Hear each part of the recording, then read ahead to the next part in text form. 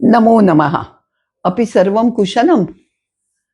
म्हणजे मी तुम्हाला आता काय म्हटलं? नमस्कार. अपि सर्वम कुशलम. सगळं ठाकठीक चालू आहे ना? आपण म्हणतो ना, काय म्हणताय, कसं काय चाललंय, तसा हा संस्कृत शब्द आहे. तेव्हा एकमेकांशी बोलताना हे बोला आणि त्याचं उत्तर म्हणून सांगायचं आम. आम म्हणजे हो, सर्वम कुशलम. सगळं काही ठीक चालू आहे, मजेत. ओके. तर आपण मागच्या वेळेला आपण पाहिलं अग्नी हे एक तेजाचं रूप म्हणून, बरोबर. पण मूळ तेज कुठून येतं आपल्याकडे? तर ते येतं सूर्याकडून. आणि म्हणून सूर्य ही फार महत्वाची देवता आहे. आणि प्रॅक्टिकली म्हणजे व्यावहारिक पातळीवर सुद्धा कल्पना करा, 6-7 हजार वर्षापूर्वी जेव्हा थंडी असेल किंवा अंधार गुडुप्प असेल, त्यावेळेला सूर्य उगवल्याशिवाय कुठलंही काम करणं शक्य आहे का या लोकांना? आणि म्हणून सूर्य ही महत्वाची देवता बनले. साहजिकच आहे ते. आणि त्या सूर्याचं वर्णन जवळजवळ प्रत्येक ऋषी करतो. कारण सूर्य हा त्यांच्यासाठी, त्यांच्या शब्दात बोलायचं तर सूर्य आत्मा जगतः तस्थुषः च. सूर्य हा जगत म्हणजे हलणाऱ्या म्हणजे सजीवांचा आणि तस्थुषः स्थिर असलेल्या म्हणजे निर्जीवांचा सुद्धा आत्मा आहे. सूर्य नसला, आपण लहानपणी किती असे निबंध लिहायचो, सूर्य उगवला नाही तर, ते आपण निबंध लिहायला ठीक आहे, पण खरंच जर आपण अशी कल्पना केली तर तुमच्या लक्षात येईल की सूर्याचं महत्व काय. आता ह्या सूर्याला सर्वात पहिली महत्वाची गोष्ट म्हणजे ते चक्षुः असं म्हणतात. चक्षुचा अर्थ खरं तुम्हाला माहितीये, चक्षु म्हणजे डोळा. मग सूर्य हा जगाचा डोळा आहे म्हणजे काय? तर सूर्य, त्यांना असं सांगायचंय की सूर्याला सगळं जग दिसतं, बरोबर आहे. पृथ्वीवरचा कण कण सूर्याला दिसत असतो. आणि त्याच वेळेला सूर्य उगवला की आपल्यालाही सगळं दिसतं. आपलं ही जे चक्षु हे इंद्रिय आहे ते सूर्य आला की चालू होतं. या सूर्याबद्दल लोकांची जी भावना आहे ते त्यांच्या त्यांच्या सुक्तात सांगतातच. पण एक अगदी महत्वाची गोष्ट लक्षात घ्यायची म्हणजे सूर्याकडे ते थोडंसं वैज्ञानिक दृष्टिकोनातनंही पाहतात. असं मी विधान केलं की लोकांना वाटतं ऋग्वेद आणि विज्ञान यांचा काही संबंध आहे का? पण आपण पुढे कधीतरी या विषयावर खोलात जाऊन बोलूच या. पण मला आत्ता असं सांगायचंय की एका सूक्तामध्ये एक ऋषी, आपण त्याला कवी म्हणू हवं तर, तो त्याच्या मित्राला विचारतो, कतमाम दिशी रश्मिरस्या ततान. काय रे, आपण जेव्हा झोपतो, रात्र होते, तेव्हा सूर्य कुठल्या दिशेला जाऊन प्रकाश देतो रे? म्हणजे सूर्य नाहीसा होतो ही त्यांची कल्पना नाहीये. तो कुठेतरी जातो आणि दुसऱ्या देशांना प्रकाश देतो हे त्यांना लख्ख माहीत आहे. याचा अर्थ त्यांचं वैज्ञानिक ज्ञान सुद्धा किती आहे ह्याची आपल्याला कल्पना करता येईल. इतकंच नव्हे तर आता मी नुसतं सुतोवाच करून ठेवते, पण सूर्य हा संपूर्ण विश्वाचा केंद्रबिंदू आहे. म्हणजे आपल्या आता ते गॅलेक्सी वगैरे आणखीन वेगळं वेगळं पुढे जायला लागलो. पृथ्वी त्याच्या भोवती फिरते, स्वतः भोवती फिरत फिरत सूर्याभोवती फिरते, हे त्यांना माहीत होतं. आपण जे म्हणतो की 14व्या शतकात गॅलिलिओनी हा शोध लावला, गॅलिलिओनी भरे लावला असेल, मी त्याचं श्रेय नाकारत नाही, पण तत्पूर्वी आपल्याकडे वैदिक ऋषींना हे माहीत होतं. एक गोष्ट सहज सांगून जाते तुम्हाला की आपल्याकडे ऋग्वेदात अत्री ऋषींनी सूर्यग्रहणाचा उल्लेख केला आहे.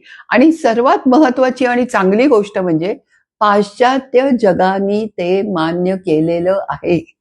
हे फार महत्वाचं, कारण सहसा पाश्चात्यांना कोणी म्हणजे त्यांनी आपल्याला असं उडवून लावल्यासारखं केलेलं असतं, पण हे त्यांना मान्य करावं लागलं कारण ऋग्वेदात तसा उल्लेख आहे. या सूर्याबद्दलची जी वर्णनं येतात, तो तेजस्वी आहे वगैरे, त्याच्याबद्दल मला जास्त बोलायचं नाही कारण ते तुम्हाला मला माहितीच आहे. पण या तुम्ही सूर्यनमस्कार घालता का? तुमच्यातले कितीतरी जण घालत असतील. 12 सूर्यनमस्कार आपण घालतो आणि काय आपण म्हणतो की 12 वेगळी वेगळी नावं आहेत. त्या नावांचा आपण कधी विचार सुद्धा करत नाही. एक दोन नावांचा मी उदाहरण देते तुम्हाला आणि अर्थ सांगते, मग कळेल की सूर्याकडे हे कसं कसं बघत होते. एक तर आदित्य हे नाव तुम्हाला सूर्याचं माहित आहे. आदित्य का म्हणतात माहितीये? अदिती नावाची जी एक देवपत्नी आहे, तिने ज्यांना जन्म दिला तो आदित्य, आणि एक दुसरी दिती म्हणून होती, तिने जन्म दिला ते दैत्य. असं आपण सरळ वर्गीकरण करून टाकलेलं आहे. दुसरं पहा, एक त्याचं नाव आहे खग. ख म्हणजे काय? अवकाश. आपण खगोलशास्त्र वगैरे शब्द वापरतो की नाही. मग ह्या ख कडे ग म्हणजे जाणारा, अवकाशातून फिरणारा जो आहे तो सूर्य आहे, असं सुद्धा त्याचा अर्थ होतो. त्याला पतंग म्हणतात हे तुम्हाला माहितीये का? पत म्हणजे संस्कृत मध्ये उडणे, आणि जो उडत म्हणजे आकाशातनं असा असा फिरतो. लक्षात आलं? कारण तो आपल्याला काही दिसत नाही, त्याला काही असं प्रतिष्ठान नाहीये की ज्याच्यात बसून तो चाललेला आहे वगैरे, म्हणून त्याला पतंगही म्हणतात. आणि आपण संक्रांतीच्या वेळेला जे उडवतो आकाशात त्याला पतंग म्हणतो. ते याच अर्थाने म्हणत असतो. या सूर्य, मी आता म्हटलं की तो कसा जातो आपल्याला कळत नाही, पण लोकांनी त्याचं वर्णन केलं, म्हणजे ऋषींनी त्याचं वर्णन केलंय, आणि ते कसं खूप छान केलेलं आहे की त्याचा एक रथ आहे. हे आपल्याला माहिती आहे. सूर्याचा रथ आहे सप्तरश्मी, आणि रश्मीचा अर्थ किरण असाही होतो आणि चाबूक असाही होतो किंवा लगाम असाही होतो. मग सूर्याच्या रथाला 7 घोडे जोडलेले असतात, हेही आपण ऐकून असतो. का बरं 7 असतात?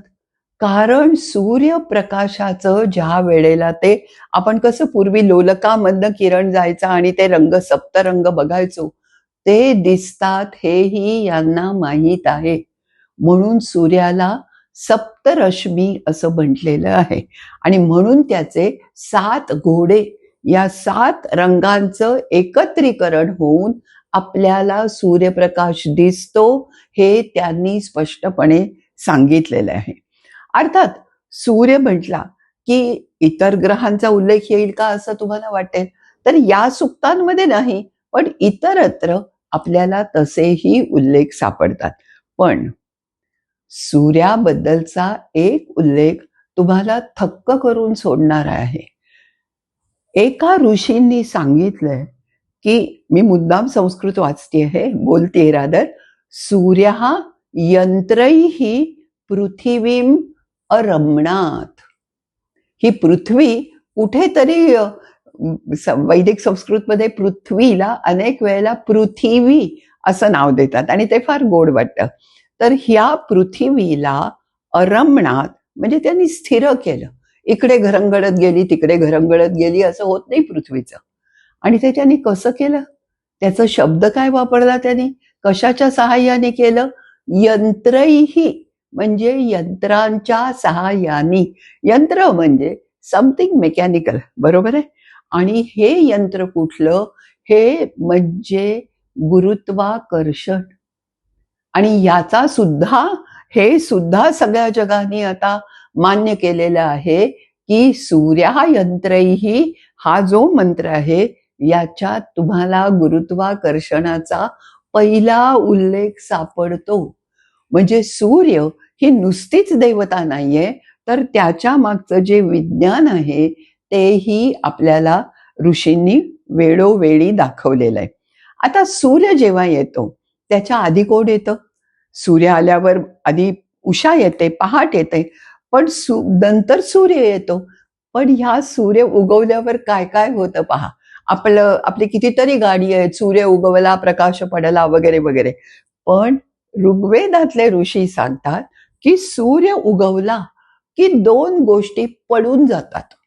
एक तर अर्थात तुम्हाला कल्पना आलीच असेल की अंधार पडून जातो असं तुम्हाला वाटलं असेल. त्यांनी अंधारच्या ऐवजी नक्षत्र असा शब्द वापरलाय. नक्षत्र हा ऋग्वेदातला शब्द आहे, आणि ते चांदण्या या अर्थाने तो शब्द वापरतात. नक्षत्रायंती अक्तुभिः, अंधाराबरोबर सगळी नक्षत्र पडून जातात. सरळ अर्थ आहे, मी काही बोलायला नको. पण दुसरं त्यांनी जे वापरलेलं आहे त्याच्यात त्यांनी सांगितलं की चोर सुद्धा पळून जातात सूर्य उगवल्यावर. म्हणजे तत्कालीन समाजाचं किती सुंदर दर्शन आपल्याला या एका ओळीमध्ये होऊन जातं की सूर्य उगवल्यावर जशा आकाशातल्या चांदण्या निघतात, पळून जातात, तसे चोर पण पळून जातात. आता लक्षात आलं की तो समाज किती आपल्यासारखा आहे. फार मोठ्या भव्य प्रमाणात आहेत ते, पण आपला समाज. आणि म्हणून मला नेहमी वाटतं की मी कधी ऋग्वेदाचं वर्णन करताना ऋग्वेद तुमचा आमचा असंच मला वाटतं की हा आपला ऋग्वेद आहे, हे विसरायचं नाही अजिबात. आत्ताच मी तुम्हाला सांगितलं की उषा येते. उषा, त्याच्याबद्दल काय वर्णन करावं.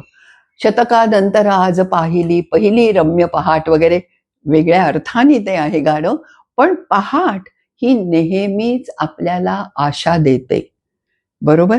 कारण अंधार गेलेला असतो, सगळं तिमिर, दुरितांचे तिमिर जावो, तसं सगळा अंधार सर्व प्रकारचा नाहीसा होतो आणि उषा येते. येते तीच मुळी सूर्योदयाची चाहूल घेऊन. आता उषेचं वर्णन मी सांगितलं मला वाटतं तुम्हाला की उषा ही वैदिक ऋषींच्या दृष्टीने एक देखणी स्त्री आहे आणि तिचं वर्णन ते मोठं बहारीचं करतात. किती छान करतात माहितीये का, की तिची पावलं लाल आहेत. अर्थात क्षितिजावर सगळीकडे लाल रंगच येत असतो. इतकंच नव्हे तर ऋतुरिव अपूर्णते, म्हणजे ती जेव्हा ठुमकत ठुमकत क्षितिजावर येते तेव्हा ऋतू, एखादी नर्तकी जसं आपलं वस्त्र किंचित वर उचलेल तशी ती वस्त्र वर उचलत ठुमकत ठुमकत येते. अर्थात या उषेचं आणखीनही बरंच वर्णन आहे की ती पुराणी पण आहे आणि नूतना पण आहे. म्हणजे कितीतरी वर्षापासून, हजारो, millions of what ever years ती येतेच आहे. आणि त्याच वेळेला पुनः पुन्हा जायमाना, म्हणजे परत परत रोजची पहाट ही नवीन असते. पहा, कधी सूर्य लालबुंद असतो, कधी पिवळसर होतो, वगैरे वगैरे, आणि रोज ती एक नवीन रूप धारण करून येते. आणि म्हणून उषा आणि सूर्य यांचं सुद्धा एक नातं आहे. ही जी ऋतू आहे, तुम्हाला आश्चर्य वाटलं असेल की वेदामध्ये नर्तकीचं कसं वर्णन आलं, पण एक लक्षात घ्या.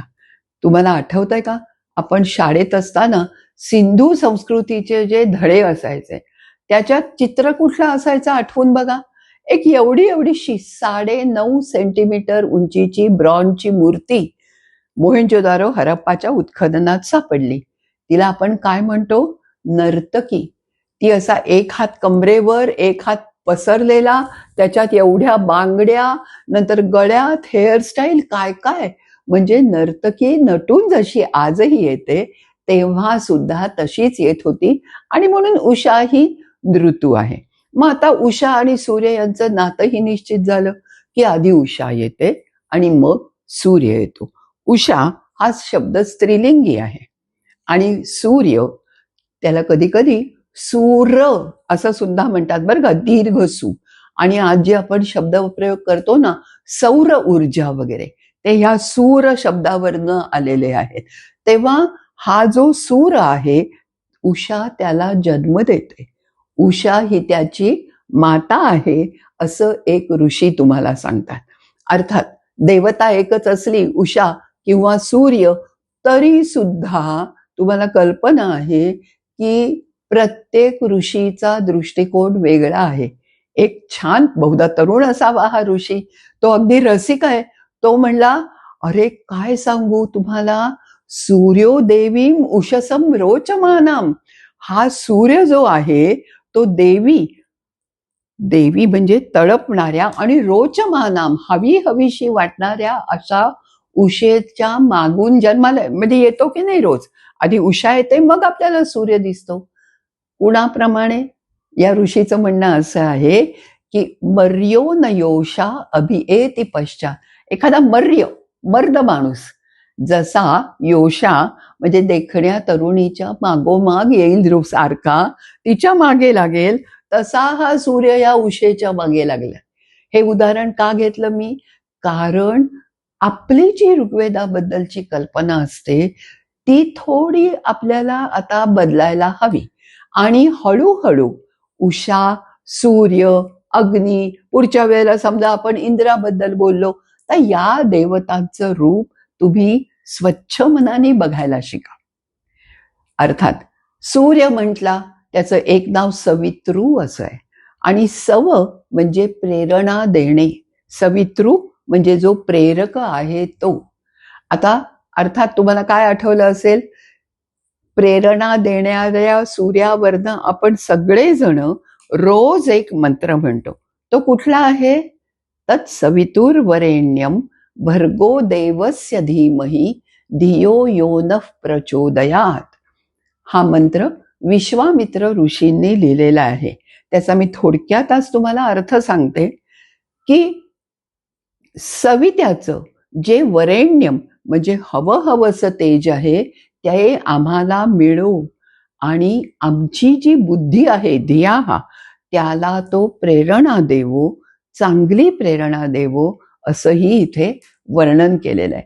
हा आहे गायत्री मंत्र.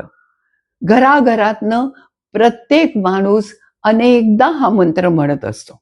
आणि गायत्री मंत्राला ज्याला येत नाही आश्चर्यच वाटतं मला की अरे एवढा साधा मंत्र कसा येत नाही ह्याला. पण एक गमतीची गोष्ट अशी की ऋग्वेदात किंवा वैदिक वाङ्मयात याला गायत्री म्हणत नाहीत, याला सावित्री असं म्हणतात. का बरं? कारण हा सवितृ ह्या देवतेविषयकचा मंत्र आहे आणि म्हणून त्याला सावित्री म्हणायचं.